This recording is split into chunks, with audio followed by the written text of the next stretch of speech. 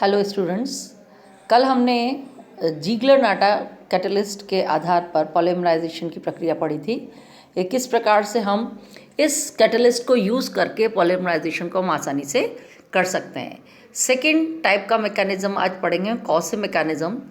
इसमें हम ये भी अगेन एक प्रकार का कैटालिटिक पॉलीमराइजेशन है और यह एक मोनोधात्विक क्रियाविधि होती है। कि इसमें होता क्या है कि जब कैटलिस्ट को और उत्प्रेरक को मिलाया जाता है, सह उत्प्रेरक को मिलाया जाता है, तो ठोस TiCl3 की सतह पर एल्यूमिनियम का रासायनिक अवशोषण हो जाता है और उससे हमें 5 उपसहसंयोजित टाइटेनियम आयन, जिसमें कि एक D कक्षक रिक्त होता है, इस प्रकार से प्राप्त हो जाता है। टाइटेनियम ट्राइक्लोराइड की बात कर रहे हैं हम, परंतु मैंने संरचना लिखी है टाइटेनियम पेंटाक्लोराइड। ये क्यों, ऐसा क्यों होता है कि Cl जो नंबर 1 का है और Cl नंबर 2, ये दो TiCl3 के क्रिस्टल जालकों में एक दूसरे Ti से जुड़ रहा है, यानी होने 5 दिख रहे हैं तुम्हें पर होते वो 3 ही है, जिसमें कार्बन नंबर 1 क्लोरीन नंबर 1 और 2 जो है वो दूसरे Ti से आपस में जालक में जुड़े हुए रहते हैं। केवल Cl5 का जो एल्काइल समूह के द्वारा विनिमय हो जाता है, कि जो जिसका जैसे कहना चाहिए ये उत्प्रेरक के साथ किस प्रकार से अभिक्रिया करेगा, किस प्रकार की मैकेनिज्म होगी, उसमें केवल क्लोरीन 5 नंबर का क्लोरीन जो है वो काम में आता है और इसको हम आसानी से रिप्लेस कर सकते हैं with the help of any alkyl group which is attach with the aluminium. तो एल्काइल समूह के द्वारा इसका एक्सचेंज हो जाता है। देखो मैंने लिख रही है अभिक्रिया, इसमें हम ट्राइथाइल एल्यूमिनियम ले रहे हैं और इस पर जब भी हम अभिक्रिया करते हैं तो एक Cl जो है वो रिप्लेस हो जाता है with the help of CH2CH3।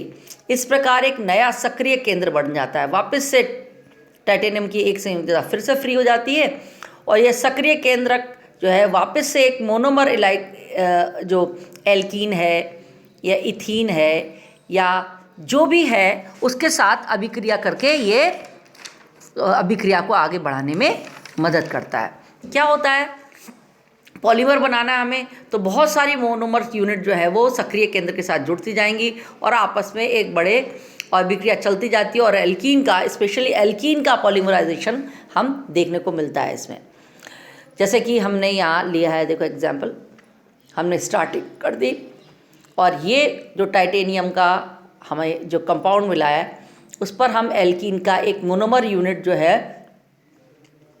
उसकी अभिक्रिया कर रहे हैं और अभिक्रिया करने पर मैंने पिछले जब हमने ये पढ़ा था जीग्लर नाटा तो बताया था टाइटेनियम और R या कोई भी एल्काइल ग्रुप के बीच में ये एल्कीन का मॉलिक्यूल इंसर्ट हो जाता है और इंसर्ट हो जाने पर हम देखते हैं ये CH2 डबल बॉन्ड CHX जो है वो टाइटेनियम के साथ अटैच हो जाता है और एक कार्बन टाइटेनियम के साथ और एक कार्बन जो है वो किसके साथ अटैच हो जाता है, हमारे CH2CH3 के साथ। तो इस तरीके से जुड़ते तो हैं और बाद में ये टाइटेनियम के साथ इसका बॉन्ड हट जाता है और ये पूरी सीरीज उसके ऊपर आके जुड़ जाती है और again it becomes N R, new R बन जाता है और जो अटैचमेंट हो जाता है CH3 CH2 CHX and CH2 के रूप में से आकर जुड़ जाते हैं। नेक्स्ट एक और अणु आता है, अभिक्रिया इस तरह के संपन्न होती है। अच्छा, उस पिछली बार में तो क्या था, हमारे एल्यूमिनियम के ऊपर लगा हुआ था हमारा जो भी R था, या एल्यूमिनियम नहीं है, टाइटेनियम मोनो कहना चाहिए मेटालिक इसका योग है, टाइटेनियम पे ही अभिक्रिया जुड़ती है और साथ साथ नए सक्रिय केंद्र का निर्माण करती चलती है। देखो फिर वापस CH2 CHX आया, ये टाइटेनियम के साथ जुड़ा और अल्टीमेटली ये रीअरेंज होकर इस तरीके से जुड़ता था। अंत में अब हम कहते हैं कि ये पॉलीमर बनता चला जा रहा, जुड़ता जा रहा, अंत में श्रृंखला का मोनोमर स्थानांतरण या सक्रिय हाइड्रोजन यौगिक के द्वारा संपन्न हो जाती है। सक्रिय केंद्र की संरचना किसी प्रकार की हो, अभिक्रिया क्रियाविधि इस प्रकार की होती है। देखो मैंने इसको इस तरह लिख दिया, MtR मेटल के साथ Cl जुड़े हुए हैं वो नो डाउट, पर हमें CH2CH3 से मतलब है। इस पर CH2CH आया, ये जुड़ गया CH2 CHX and R side में चला जाता है। फिर इसके ऊपर अभिक्रिया हुई तो ये N मॉलिक्यूल संचरण पद, ये प्रोपोगेशन पहला प्रारंभन पद है, दूसरा है संचरण पद या प्रोपोगेशन स्टेप और हर बार प्रोपोगेशन के अंदर हम देखते हैं कि जो CH2CHX है वो जुड़ जाता है और लास्ट का मॉलिक्यूल जो हमारा स्टार्टिंग वाला था पद वो एज इट इज़ रहता है CH2CHX एंड N मॉलिक्यूल्स जुड़ जाते हैं। समाप्ति का पद कैसा है?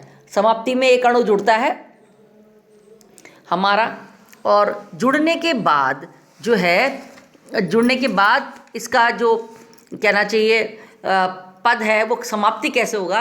ये जुड़ता तो है, देखो MTCH पर जो हमारा CH2CHX है इस पर एक H जो है वो यहाँ से निकलता है। देखो ये CH2 डबल बॉन्ड CH2, ये CH2 डबल बॉन्ड CH है, इसमें से एक जो कहना चाहिए H है वो निकल जाता है, एक H निकल जाता है। देखो ये वाला H, देखो मैं इससे ही बताती हूँ, ये वाला H, ये वाला H निकल जाता है, ये वाला, और कहाँ पे जुड़ जाता है हमारा, किस पे जुड़ता है? ये जुड़ जाता है वापस से हमारे एम्प्टी वाले पोजीशन पे, इस जगह पर देखो MTCH2CH है ना, इस पर जाके जुड़ जाता है, ये बन जाता है MTCH2CH2X, और यहाँ पर बन जाता है CH2 डबल बॉन्ड CX। ये पूरा का पूरा अणु का समापन हो जाता है और इस तरीके से जो हमारा स्टेप है वो कंप्लीट हो जाता है। तो ये एक तरीके से एल्कीनों का पॉलीमराइजेशन की एक अच्छी विधि है जिसके अंदर हम इनका पॉलीमराइजेशन देखते हैं, जिससे स्पेशली आयनिक विनाइल पॉलीमराइजेशन, विनाइल पॉलीमर्स के लिए ये वाला जो कॉसे का मैकेनिज्म है वो ज़्यादा उपयोगी है। इसके बाद हम पढ़ते हैं, इसके बाद हम देखते हैं ये प्रारंभ पद क्रॉस कॉसे का। अब हम देखते हैं अंत में ज़ीगलर-नाटा जो कैटलिस्ट है इसकी महत्ता क्यों है। कल हालांकि मैंने वर्बली बताया था कि यदि एल्कीन या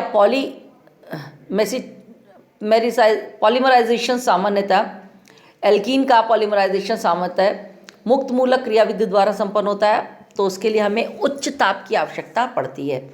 और जो हमारा प्रोडक्ट है वो जनरली क्या मिलता है, क्या ड्रॉबैक है कि वो शाखित होता है, ब्रांच होता है, अक्रिस्टलीय होता है, क्रिस्टलाइज नहीं होता है, मॉर्फस होता है, लोअर मेल्टिंग पॉइंट वाला होता है, और कम टेंसाइल स्ट्रेंथ या उसकी यांत्रिक सामर्थ्य भी कम होती है। परंतु अगर इसके विपरीत हम ज़ीगलर-नाटा कैटलिस्ट की उपस्थिति में हम एल्कीन का पॉलीमराइजेशन कराते हैं तो हमें उसी एल्कीन के साथ क्या मिलता है, हमारी जो एल्कीन है वो नॉन ब्रांच होती है, अशाखित हो जाती है, साथ में हाई मेल्टिंग पॉइंट वाला कंपाउंड मिलता है, उच्च यांत्रिक सामर्थ्य वाला, हाई टेंसाइल स्ट्रेंथ वाला क्रिस्टलीय उत्पाद मिलता है, और अपेक्षाकृत हमें हाई टेम्परेचर या प्रेशर कुछ की ज़रूरत नहीं है, मंद परिस्थिति में ये प्राप्त हो जाता है। तो अगर पूछा जाता है कि ज़ीगलर-नाटा को हम क्यों प्रेफर करते हैं तो इसका आंसर हम ये दे सकते हैं। Now come to the stereochemistry of polymers. Polymers को उनकी गुण, उनकी संरचना पर निर्भर करते हैं। जनरली विनाइल पॉलीमराइजेशन में 3 प्रकार के त्रिविम समावयवी संभव हैं। कौन कौन से? आइसोटैक्टिक, इस प्रकार के पॉलीमर्स में सारे समस्त समूह R श्रृंखला के एक तरफ ही होते हैं। इस प्रकार के समस्त समावयव में सभी किरल कार्बन का विशेष घूर्णन या तो DDDD हो या LL हो, तो ऐसी स्थिति को हम आइसोटैक्टिक भी कहते हैं। सेकंड है सिंडियोटैक्टिक। सिंडियोटैक्टिक क्या होता है? सिंडियोटैक्टिक क्या होता है? मिथाइल और या H समूह श्रृंखला के दोनों ओर एकांतर क्रम में हो, ऊपर फिर नीचे, फिर ऊपर फिर नीचे, इस प्रकार के स्थिति को हम एकांतर क्रम या सिंडियोटैक्टिक कहते हैं। और विशेष घूर्णन क्या होता है? एक पहले D फिर L फिर D फिर L फिर D और L। एटैक्टिक पॉलीमर्स क्या होता है? जब मिथाइल और हाइड्रोजन समूह श्रृंखला के दोनों ओर अव्यवस्थित क्रम में हो, कभी H हो, कभी मिथाइल ग्रुप हो, फिर मिथाइल ग्रुप हो, फिर मिथाइल ग्रुप हो, फिर H हो, अगर इस प्रकार से अव्यवस्थित क्रम में जुड़े हों तो इस स्थिति को हम एटैक्टिक अवस्था कहा जाता है। और इस प्रकार के तीनों समावयवों में रासायनिक गुण तो सेम होते हैं परंतु भौतिक गुण हमेशा अलग अलग होते हैं। एटैक्टिक पॉलीमर्स कम गलनांक वाले, मुलायम, रबड़ जैसे लचीले होते हैं, जबकि सिंडियोटैक्टिक और आइसोटैक्टिक पॉलीमर्स उच्च गलनांक वाले, कठोर और मजबूत होते हैं। एटैक्टिक पॉलीमर्स अक्रिस्टलीय और आइसोटैक्टिक और सिंडियोटैक्टिक पॉलीमर्स क्रिस्टलीय होते हैं। तो इस तरीके से हम देखते हैं इनका क्लासिफिकेशन भी हमने देखा। हमने दोनों प्रकार के उत्प्रेरक की उपस्थिति, ज़ीगलर-नाटा कैटलिस्ट और कॉसे मैकेनिज्म द्वारा हम टाइटेनियम का अकेला मोनोमर यूनिट के द्वारा भी हमने देखा, इस दोनों मैकेनिज्म के द्वारा जो भी पॉलीमराइजेशन हम करते हैं